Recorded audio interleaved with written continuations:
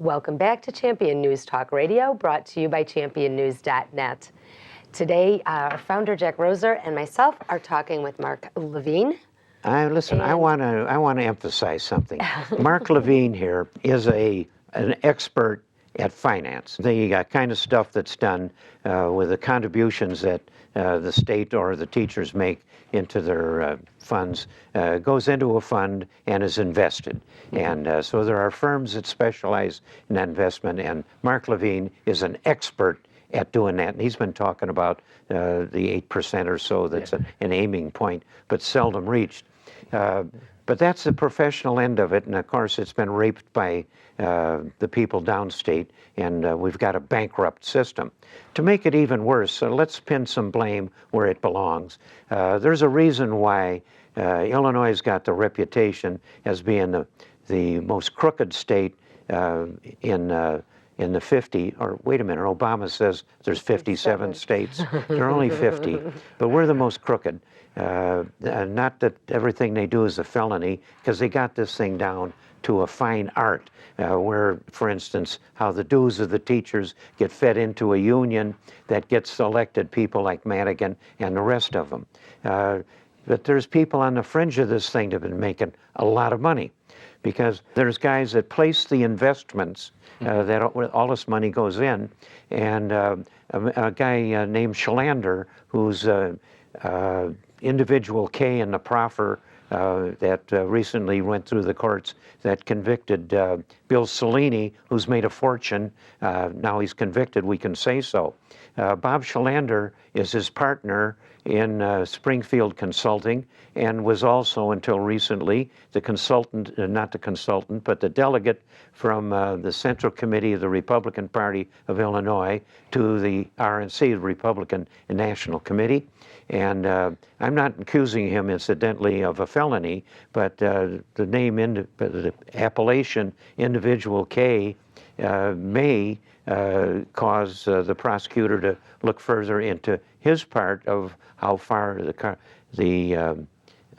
some guy Cellini got so fabulously rich. But Schalander got paid, one of the things we do know, a commission of some $806,000 for placing some of this investment money that was supposedly going to be invested advantageously. His commission was $806,000, unusually high.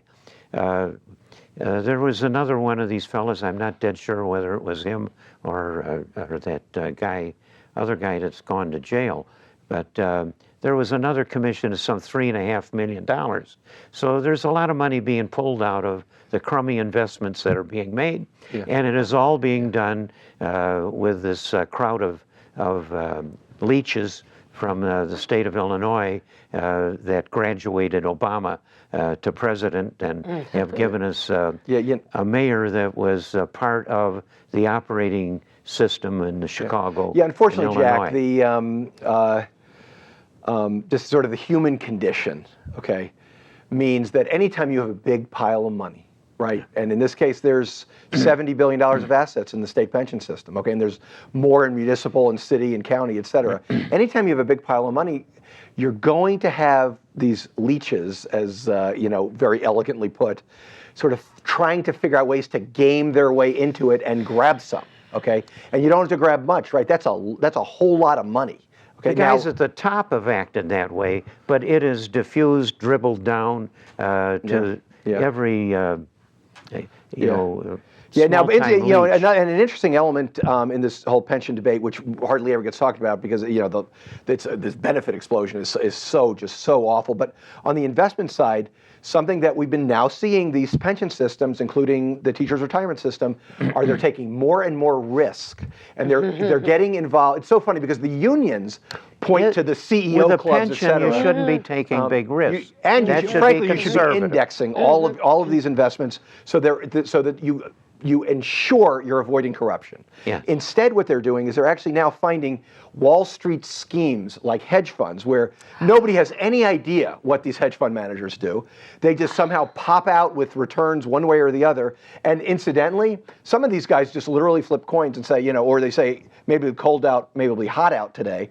And if it's cold, if I bet it's cold and it's cold, I make $1 billion, and if it's hot, well, you lose. And I don't come. They're gambling with our pension. They're gambling with our pension money, and which is just wrong. And there was a company called Amaranth Advisors, which was investing $10 billion of pension money. I don't know if it was any of Illinois' money, but $10 billion of institutional investment dollars. And Amaranth Advisors literally did gamble that it would be hot outside.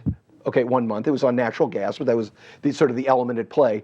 It was cold, and they lost $10 billion of institutional investor money, much of which was pension money, on a wild gamble that, had they been right, they would have had billion. The Forbes 400 is loaded with these hedge fund managers that are just gambling. What has happened to what they used to call moral hazard? The guys that made the big bets on the big wins also suffered the big losses. Absolutely. But now Obama has bailed out the bankers. And guess what, Jack? They're each other's best friends. On October 28th, Teachers Retirement System had a press release that they are expanding their hedge fund investment from 5% to 8% of the portfolio. They've quadrupled 3 different funds.